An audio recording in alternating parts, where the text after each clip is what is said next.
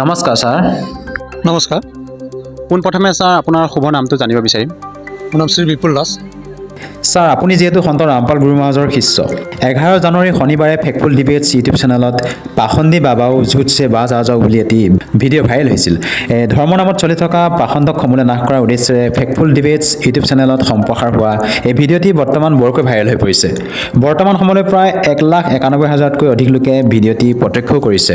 আপুনি এগৰাকী ভাৰতীয় নাগৰিক হিচাপে কি ক'ব বিচাৰে? এই ভিডিঅ'টিয়ে বৰ্তমান সময়ত মানৱ সমাজত কেনেধৰণৰ প্ৰভাৱ পেলাব পাৰে?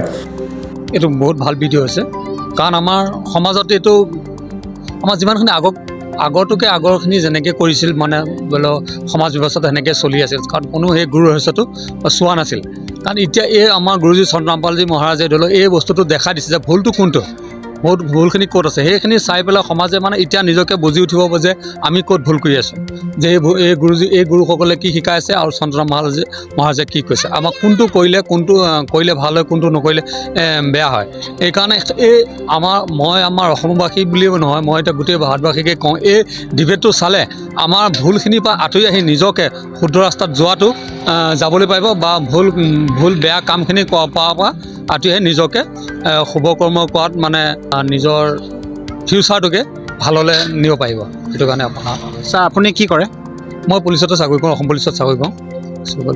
আৰু বৰ্তমান সন্ত ৰামপাল গুৰু মহাৰাজৰ যি অভিযান, মানে ভাৰতক এখন নিচামুক্ত দেশ হিচাপে গঢ়ি তোলাৰ বাবে যি অভিযান অব্যাহত ৰাখিছে, সেই ক্ষেত্ৰত আপুনি কি ক'ব বিচাৰে? এইটো বহুত ভাল, কাৰণ ইয়াৰ আগত আমি কোনো এটা ধৰ্মত এনেকৈ পোৱা নাই যে এইটো এনেকৈ খাব নালাগে। সকলো ধৰ্মতে কয় খালি এতিয়া খাব নালাগে, পিছতলৈ খাবি আৰু, বা আহোঁতে খাব নালাগে, যাওঁতে খাবি, বা দিনত খাব নালাগে, ৰাতি খালেও কোনো, কিন্তু এইটোৱে প্ৰথম এনেকুৱা এটা আপোনাৰ ধাৰ্মিক প্ৰচাৰ চলি আছে য'ত আপোনাৰ কোনো নিচা বস্তু খোৱা বা লোৱা কোনো ধৰি লওক ব্যৱস্থাটো নাই।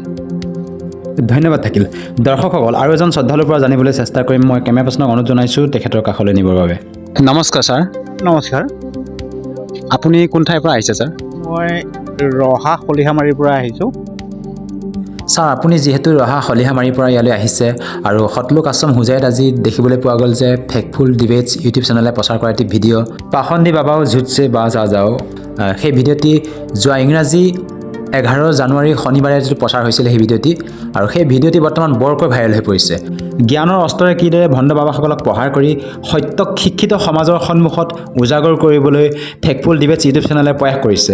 অনাগত দিনত এই ভিডিঅ'টিয়ে আমাৰ মানৱ সমাজত কেনেধৰণৰ পৰিৱৰ্তন আনিব বুলি আপুনি ভাবে? হয়, এইটো বৰ সুন্দৰ ভিডিঅ' এটা দেখা পোৱা হৈছে। এই ভিডিঅ'টো চাইছোঁ মই।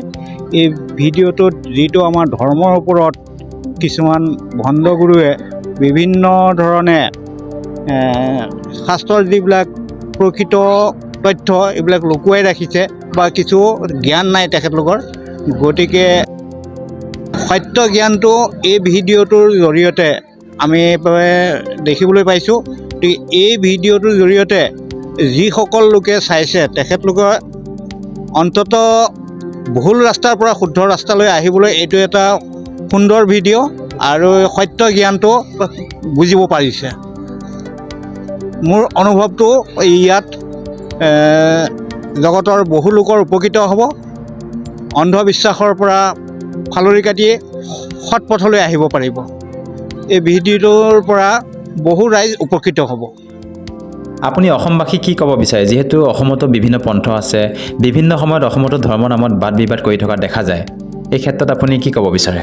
হয়, অসমবাসীয়ে যিটো বিভিন্ন ধৰ্মপন্থাৰ দ্বাৰা যিটো প্ৰকৃততে এক ঈশ্বৰৰ সন্তান যে আমি, এই কথাটো বিৰোধ কৰে। গতিকে এই ভিডিঅ'টোৰ দ্বাৰা যি জ্ঞান পাইছে, এই জ্ঞানৰ দ্বাৰা আমি যে সকলো এক ঈশ্বৰৰ সন্তান, ইয়াত স্পষ্ট হৈ আছে।